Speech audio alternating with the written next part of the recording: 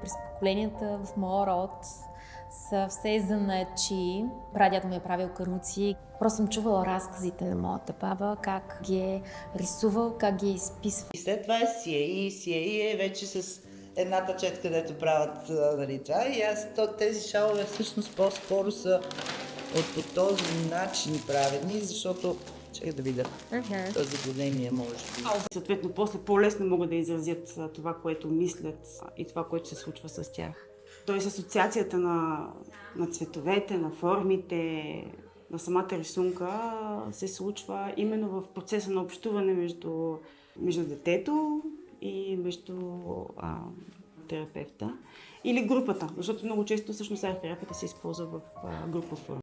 Обожавам да създавам от едно бяло парче, плат, нещо, което вълнува и оставя следа след себе си.